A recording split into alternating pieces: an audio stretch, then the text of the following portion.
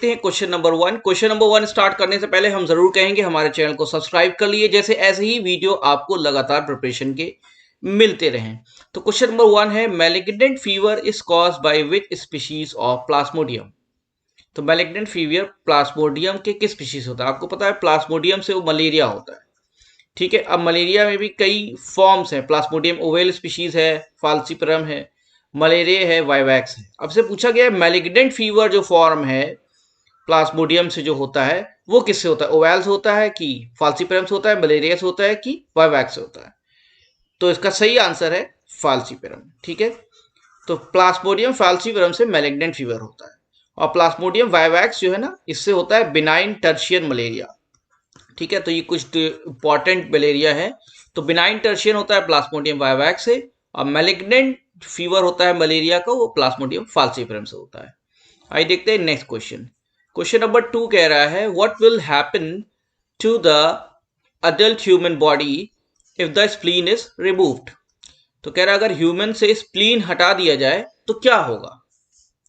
Filtration of dead RBC is not possible, WC का production lower हो जाएगा, antibody का प्रोडक्शन लोअर हो जाएगा, कि आरबीसी का प्रोडक्शन लोअर हो जाएगा। तो आपको पता है जो स्प्लीन होता है, स्प्लीन को क्या कहते हैं? ग्रेवयार्ड ऑफ आरबीसी कहते हैं ना, ग्रेवयार्ड ऑफ आरबीसी कहते हैं। ठीक है, तो इसका सही आंसर क्या होगा? जहां पे आरबीसी आके स्टोर हो रही है डेड, तो डेड आरबीसी वाला ऑप्शन सही है। Filtration of dead RBC will be not possible. तो स्प्लीन हटाने से फिल्ट्रेशन ऑफ डेड आरबीसी नहीं पॉसिबल है। ठीक है, ये है इसका सही answer, option number A. Question number 3 देखते हैं। क्वेश्चन नंबर 3 कह रहा है, urea is produced in the body of man in. तो यूरिया जो होता है ह्यूमन बॉडी में कहां प्रोड्यूस होता है? ब्लड में होता है, लीवर में होता है, प्लाज्मा में होता है, किडनी में होता है? सही आंसर इसका क्या है? इसका सही आंसर है यूरिया प्रोड्यूस होता है लीवर में। और कैसे होता है? यूरिया साइकिल होती है ना, तो यूरिया साइकिल के थ्रू यूरिया प्रोड्यूस होता है लीवर में। ठीक है, आइए चलते हैं नेक्स्ट क्वेश्चन की तरफ। Question number 4। क्वेश्चन नंबर 4 कह रहा है कि water balance in fresh water protozoans is maintained by. तो फ्रेश वाटर प्रोटोजोअन्स जो होते हैं इनमें वाटर बैलेंस कौन मेंटेन करता है? Contractile vacuoles, nucleus, food vacuoles की डिफ्यूजन? क्या प्रोसेस होता है? देखिए इसका सही आंसर है कॉन्ट्रेक्टाइल वैक्यूल्स। होता क्या है कि इसमें जो वाटर बैलेंस मेंटेन होता है उस प्रोसेस को कहते हैं ऑस्मो रेगुलेशन। तो हम प्रोसेस में समझाते भी रहते हैं आपको क्वेश्चन, सिर्फ आंसर नहीं बताते। ठीक है, तो ऑस्मो रेगुलेशन होता है। तो ऑस्मो रेगुलेशन में क्या होता है, जैसे कोई कॉन्ट्रेक्टाइल वैक्यूल है तो ये पानी जो है खींचता रहता है कॉन्ट्रेक्टाइल वैक्यूल, और उसके बाद सरफेस पे जाके रप्चर कर जाता है।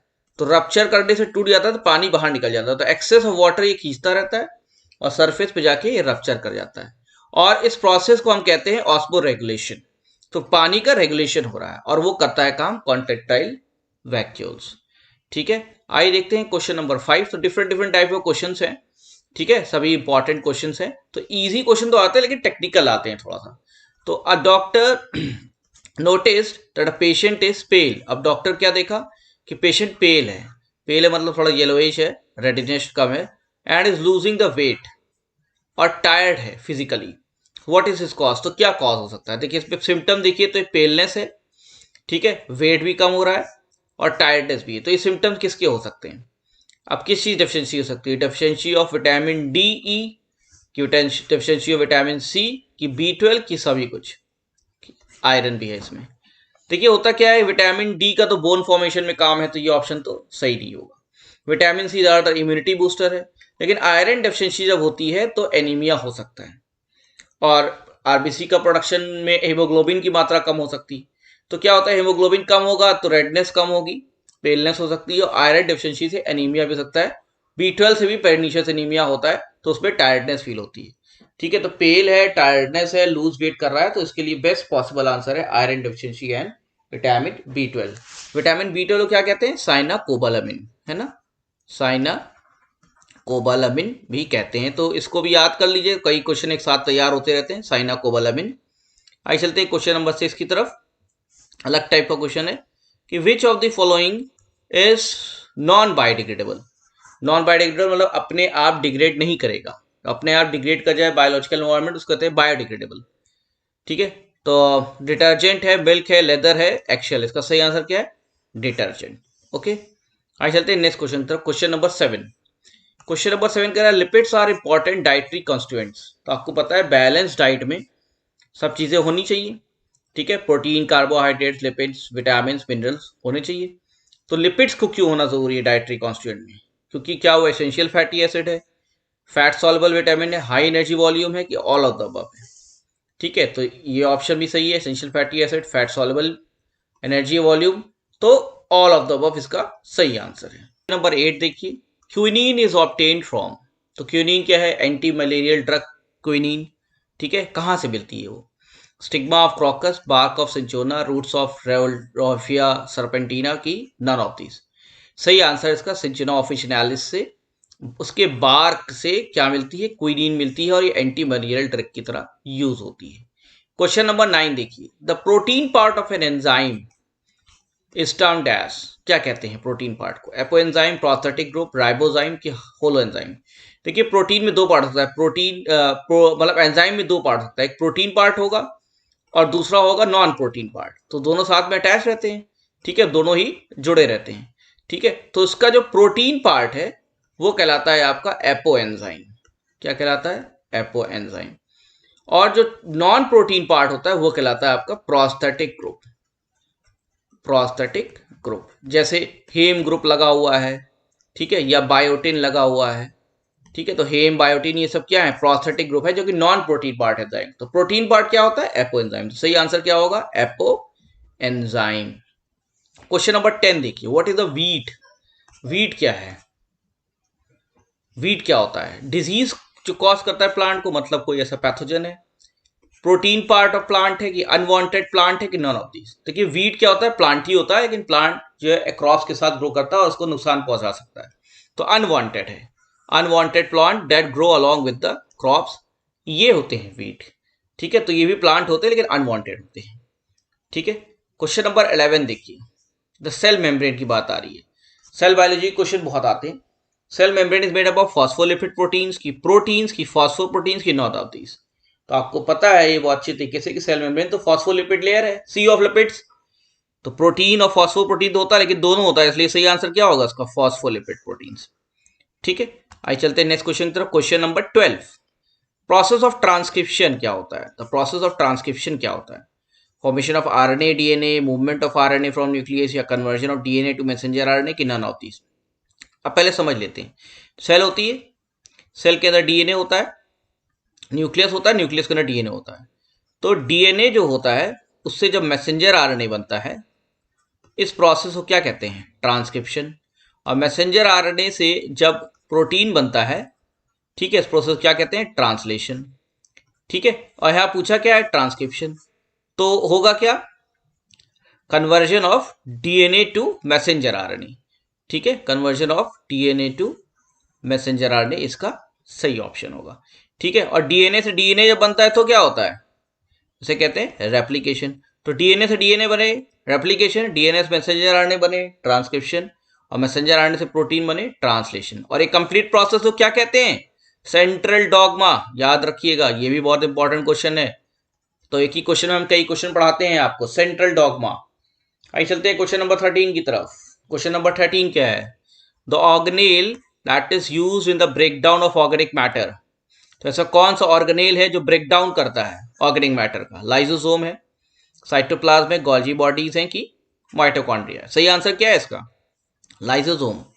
नाम में ही लाइसिस है, लाइसिस मतलब ही ब्रेक डाउन होता है, तो लाइसोसोम्स, ओके।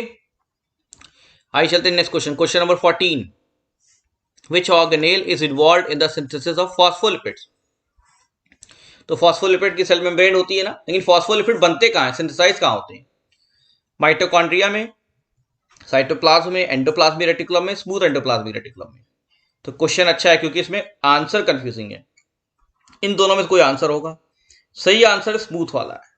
तो जो स्मूथ ईआर होता है, स्मूथ एंडोप्लाज्मिक रेटिकुलम, वहां फॉस्फोलिपिड्स का सिंथेसिस होता है, याद कर लीजिए।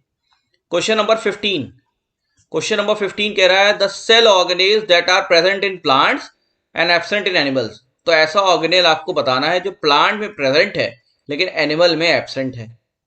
वो क्या है? न्यूक्लियस है, तो न्यूक्लियस दोनों में होता है। वैक्यूल, वैक्यूल दोनों में होता है। क्लोरोप्लास्ट, तो क्लोरोप्लास्ट तो सिर्फ प्लांट में होता है, तो ये है सही आंसर। ठीक है, साइटोप्लाज्म दोनों में होता है, तो ये भी आंसर गलत है। तो सही आंसर इसका है क्लोरोप्लास्ट। ओके, क्वेश्चन नंबर 16 देखिए, ये भी अच्छा क्वेश्चन है। The single membrane bound organelle, ऐसे ऑर्गेनेल जिसकी सिंगल मेम्ब्रेन से कवर्ड रहते हैं, वो कौन से हैं? वैक्यूल है, गोल्जाई अपैरेटस है, एंडोप्लाज्मिक रेटिकुलम है, कि ऑल ऑफ द अबव है? तो देखिए, वैक्यूल भी सिंगल होता है, सिंगल सराउंडिंग होती है, गोल्जाई का भी सिंगल होता है, एंडोप्लाज्मिक रेटिकुलम की सिंगल मेम्ब्रेन होता है, तो इसका सही आंसर क्या होगा? All of the above. Next question देखिए, सोसाइटल बैग किसे कहते हैं? ठीक है, तो सोसाइटल बैग वही होंगे जो डिस्ट्रप्शन कॉज करें, कुछ है जो फट गया वो सोसाइटल हो गया, तो क्या होगा? वो लाइसोसोम होगा, लाइसिस कर रहा है, तो golgi body, cell membrane, mitochondria नहीं होगा, सही आंसर क्या है? Lysosome, suicidal bags break down करते हैं जो। क्वेश्चन नंबर 18 देखिए, स्टोरेज ऑफ फूड में कौन इन्वॉल्व है? The cell organelles involved in storage of food, food कौन स्टोर करता है? वैक्यूल करेगा, लाइसोसोम करेगा, माइटोकॉन्ड्रिया करेगा, सेल मेम्ब्रेन करेगा? बताइए। अब सेल मेम्ब्रेन का काम तो क्या है? ट्रांसपोर्ट का है। माइटोकॉन्ड्रिया तो पावर हाउस कहलाती है, तो कई आंसर बता रहे हैं आपको एक ही क्वेश्चन में। और लाइसोसोम क्या करता है? ब्रेक डाउन करता है, लाइसिस करता है, ये तो मैंने बता ही दिया। तो वैक्यूल्स यहाँ पे स्टोरेज करता है, वैक्यूल का काम है स्टोरेज ऑफ फूड। ठीक है, नेक्स्ट क्वेश्चन देखिए, क्वेश्चन नंबर 19, ऐसा कौन सा सेल ऑर्गेनेल जिसमें आरएनए होता है? Cell organelle that contains RNA, तो आरएनए कहाँ हो सकता है? ठीक है, मैसेंजर आरएनए न्यूक्लियस के अंदर होता है, लेकिन ये ऑप्शन यहाँ पे क्या दिया है? माइटोकॉन्ड्रिया दिया है, प्लास्टिड्स दिया है, लाइसोसोम्स दिया है, राइबोसोम दिया है, और ऑर्गेनेल ने पूछा है कहाँ पे होता है। ठीक है, तो सही आंसर क्या है इसका? राइबोसोम्स, राइबोसोम्स में आरएनए प्रेजेंट होते हैं। ठीक है, क्वेश्चन नंबर 20, आइए कोई जेनेटिक्स का क्वेश्चन देख लेते हैं, सिंपल क्वेश्चन आते हैं, ये भी इंपॉर्टेंट है। फादर ऑफ जेनेटिक्स कौन है? मॉर्गन है, मेंडल है, वॉटसन है, बेटेसन है, कौन है बताइए? Mendel, simple question, Grigor Mendel, है ना? ये बहुत इंपॉर्टेंट क्वेश्चन। आइए देखते हैं कुछ डिफरेंट क्वेश्चन, थोड़ा difficult question. The genotypic ratio shown in monohybrid cross, और पूछा क्या है? Genotypic ratio. तो मोनोहाइब्रिड क्रॉस पहले आपको पता होना चाहिए क्या होता है। क्या होता है मोनोहाइब्रिड क्रॉस? जब दो होमोजाइगस पेरेंट्स, कौन से? होमोजाइगस पेरेंट्स को दो क्रॉस कराया जाए, तो दोनों होमोजाइगस हैं, तो इस क्रॉस को क्या कहते हैं? मोनोहाइब्रिड क्रॉस कहते हैं। तो इसमें रिजल्ट क्या आता है? तो इसमें जो रिजल्ट आता है, जीनोटाइप और फेनोटाइप का अलग अलग आता है। जीनोटाइप का आता है 1:2:1, और फेनोटाइप का आता है 3:1। तो क्या है इसका सही आंसर? पूछा क्या गया है? जीनोटाइप, तो जीनोटाइप का आंसर ये है। सही आंसर क्या होगा? 1:2:1, मोनोहाइब्रिड क्रॉस, दो होमोजाइगस पेरेंट्स के बीच में। अगर फिनोटाइप पूछा जाता तो ये आंसर होता, लेकिन जीनोटाइप पूछा गया है तो 1:2:1, और फिनोटाइपिक रेशियो 3:1 होता है। Next question, question number 22, in an individual the homozygosity and heterozygosity can be determined bye. तो कोई इंडिविजुअल है, अब उसमें जानना है कि होमोजाइगस है कि हेट्रोजाइगस है, तो किससे पता चलेगा? बैक क्रॉस से, सेल्फ फर्टिलाइजेशन से, टेस्ट क्रॉस से, कि सबसे पता चल जाएगा? देखिए, इसका क्वेश्चन बहुत अच्छा है। ये क्वेश्चन अलग अलग तरीके से पूछा जाता है अगर होमोजाइगोसिटी या हेट्रोजाइगोसिटी जानना है, या किसी भी इंडिविजुअल की जाइगोसिटी जानना है, तो क्या करना चाहिए? तो टेस्ट क्रॉस करना चाहिए, टेस्ट क्रॉस से मालूम हो जाता है। तो डोमिनेंट फिनोटाइप जो होता है, डोमिनेंट फिनोटाइप को जब हम क्रॉस कराते हैं होमोजाइगस रिसेसिव से, ठीक है, तो डोमिनेंट फिनोटाइप को जब होमोजाइगस रिसेसिव से हम जब क्रॉस कराते हैं, तो वो आपका टेस्ट क्रॉस कराता है, और टेस्ट क्रॉस में मालूम हो जाता है कि होमोजाइगोसिटी हेट्रोजाइगोसिटी पता चल जाती है। अच्छा क्वेश्चन है। Question number 23, Mendel used P plant, PEA, Pisum sativum, क्यों यूज किया था? क्योंकि वो सस्ते थे, चीप थे, क्योंकि अंदर कॉन्ट्रास्टिंग कैरेक्टर्स थे, कि अवेलेबल थे इसलिए, कि ऑल ऑफ द अबव? सही आंसर, इसका एग्जैक्ट आंसर वो है क्योंकि इनके अंदर कैरेक्टर्स कॉन्ट्रास्टिंग थे, इस वजह से उन्होंने pea plant pisum sativum use किया था। What are alleles? Question number 24, alleles क्या होते हैं? What are alleles? Alternate form of genes होते हैं, लिंक्ड जीन्स हैं। लिंक जीन्स का फिनोमेनन पता है? लिंकेज, लिंकेज का कॉन्सेप्ट किसने दिया था? मॉर्गन ने, है ना? मॉर्गन, याद रखिए, कई क्वेश्चन एक क्वेश्चन बता रहे हैं, ठीक है। Chromosome that had crossed over, तो वो क्रॉसओवर वाला कहलाता है, वो तो अलग चीज होगी, होमोलोगस क्रोमोसोम। सही आंसर इसका है अल्टरनेट फॉर्म ऑफ जीन्स जो है एलील्स कहलाती हैं, ठीक है, अल्टरनेट फॉर्म ऑफ जीन्स, उसमें रिसेसिव, डोमिनेंट, ये सब चीजें होती हैं। Question number 25, the activity of one gene is suppressed, ठीक है, सप्रेस को याद कर लीजिए, suppressed by activity of a non allelic gene, एक जीन से दूसरी जीन सप्रेस हो गई, इस प्रोसेस को क्या कहते हैं? सूडो डोमिनेंस कहते हैं, हाइपोस्टैसिस कहते हैं, एपिस्टैसिस कहते हैं कि इनकम्प्लीट डोमिनेंस। तो सप्रेशन हो गया है इसलिए इसे कहते हैं एपिस्टैसिस। ओके, डिजीज की बात आती है। सिस्टिस फाइब्रोसिस क्या है? सेक्स लिंक्ड रिसेसिव डिसऑर्डर है कि ऑटोसोमल डोमिनेंट है कि ऑटोसोमल रिसेसिव है कि सेक्स लिंक्ड डोमिनेंट है? तो पहले तो जान लीजिए ऑटोसोमल है, तो इन दोनों में कोई ऑप्शन होगा, और है वो रिसेसिव। तो सही आंसर क्या है? Option number 3, autosomal recessive disorder है सिस्टिस फाइब्रोसिस। क्वेश्चन नंबर 27, अच्छा क्वेश्चन है ये, बहुत बार पूछा जाता है। All the possible combinations of male and female gametes. तो गैमीट्स आप कैलकुलेट करते हैं ना, एक्स एक्स या एक्स वाई, जो भी कॉम्बिनेशन आप क्रॉस बनाते हैं, इसके सारे कॉम्बिनेशन जानने हैं क्या बन सकते हैं, तो कैसे कैलकुलेट करेंगे? बटेसन स्क्वायर से, मेंडल स्क्वायर से, पुनेट स्क्वायर से कि मेंडल क्यू से? तो ये क्रॉस का जो आपका बनता है ना, ठीक है, गैमीट्स वाला एक्स एक्स एक्स सी एक्स वाई करके, इस स्क्वायर का कहते हैं पुनेट स्क्वायर। तो सही के आंसर क्या है इसका? Punnett square is the right answer. इससे सारे पॉसिबल कॉम्बिनेशन गैमीट्स के मालूम हो जाते हैं। Question number 28, reflex actions are controlled है। तो रिफ्लेक्स मतलब कोई भी रिस्पॉन्स आया, आपने तुरंत उसको रिस्पॉन्स दे दिया पलट के कि आपको क्या करना है, ठीक है। रिफ्लेक्स मतलब आपको पता है जैसे गर्म दूध की प्याली रखी हुई है, तो आपने तुरंत, आपको पता है, छुआ और आपने हाथ हटा दिया, ये आपका रिफ्लेक्स एक्शन था। तो ये कौन कंट्रोल करता है? सेल्स, स्पाइनल कॉर्ड, ब्रेन की नर्व्स?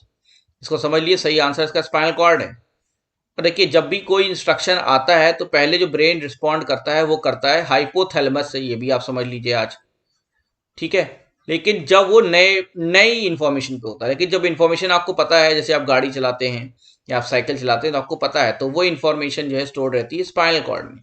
तो रिफ्लेक्स एक्शन जो होता है वो स्पाइनल कॉर्ड से चलता है, ठीक है। Question number 29, in which of the following organelles does photosynthesis take place? किस ऑर्गेनेल में फोटोसिंथेसिस होता है? तो ये तो आसान क्वेश्चन होगा आपके लिए।